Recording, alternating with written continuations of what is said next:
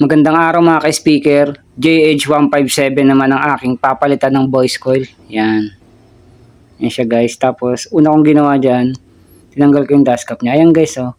Inintay nyo lang ng hot air gun. Tapos yung may pangsungkit lang kayo. Yan. Matalas na bagay na yan. Unti-unti lang tapos matatanggal na siya. Yun. So, pagkatanggal na yan, yung voice coil, tanggalin na rin yan, initan din.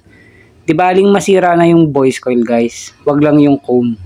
Kasi importante yung cone. Kasi yung voice coil, papalitan naman yan ng original voice coil din yan, galing sa crown.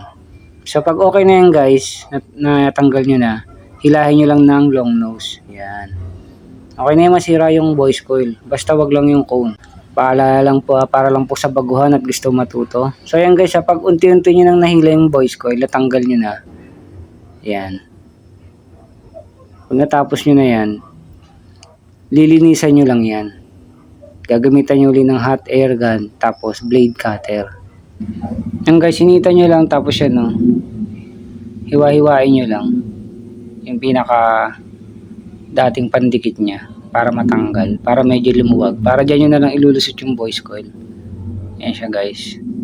So pag natapos na yan, halimbawa wala kayong vacuum, yan, ganyan ninyo siya. Lagyan ng mylar. Tapos itaktak nyo. Yan. Sasama yung dumi dun eh. Doon dadaan. Diretso pabagsak. So pag okay na yan, malinis na. Na-vacuum ko na rin yan guys. Kaso nga lang di ko na video. Mas okay kasi pag may vacuum din. Tapos yan guys, dahan-dahan nyo lang din ilagay yung voice coil. Yan. Dahan-dahan nyo lang. Pag okay na yung butas nya. Yan. Pag okay na, yun, lagyan nyo ng pang-align. Yan, paikutan niya siya ng pang-align. Yung pang-align na yan guys, sa Mountain Dew yan na plastic. Pwede rin baraha. Mylar plastic, pwede rin. So yan guys, paikutan nyo lang. Iset nyo lang na maayos. Tapos yung voice coil, nakangat lang ng konti sa magnet. Para hindi pipitik-pitik yan pag pinatunog. Tsaka hindi kakatok sa ilalim. So yun guys, pag okay na, magtimpla na ng epoxy. Yan, dinamihan ko na yung epoxy para medyo madami din mailagay ko. Yan.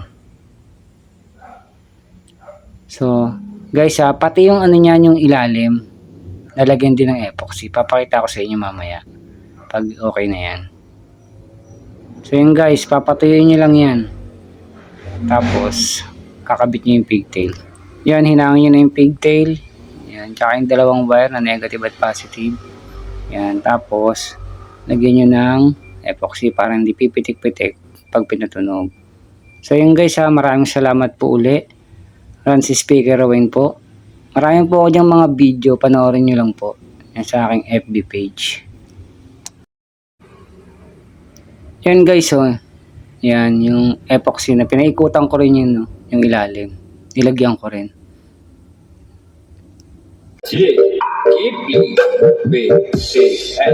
Remix sa asin sa